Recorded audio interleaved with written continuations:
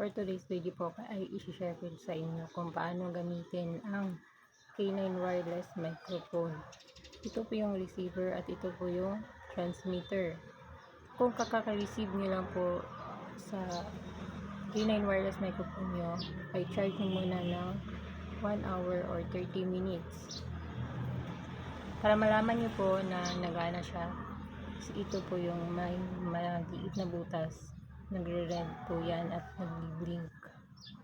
Ito naman po, ito po yung may maliit na butas sa likod ng switch. Ito po yung nagre-red light. Tapos mag-green light po yan pag puno na po. At ito naman po, hindi na siya iilaw kung puno na.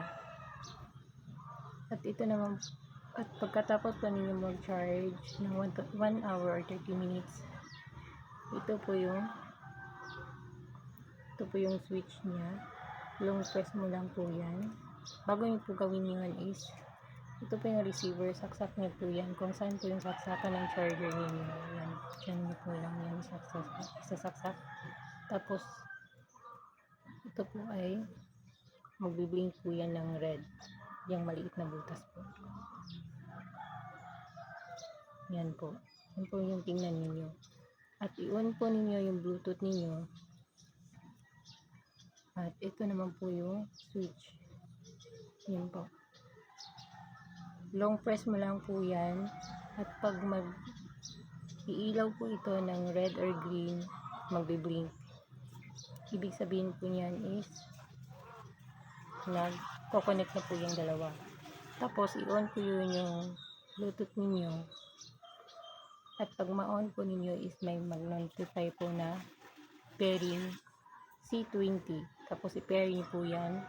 Or kung wala naman po kayong mag-notify na C20 is punta lang po kayo sa settings. Tapos search nyo po doon yung OTG.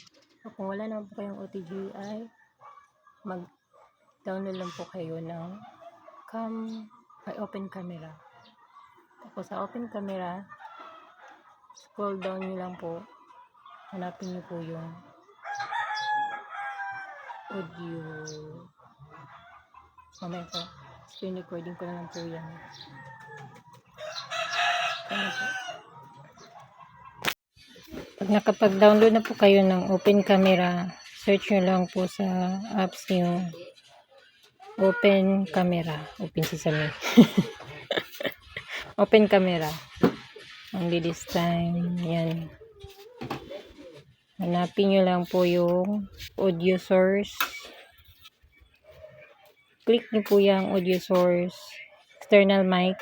Check nyo po yan. Napindutin nyo. Tapos, punta po kayo sa camera preview. Yan, scroll down. Scroll down. Click nyo po yung show audio level meter. Tapos, check nyo lang po yan.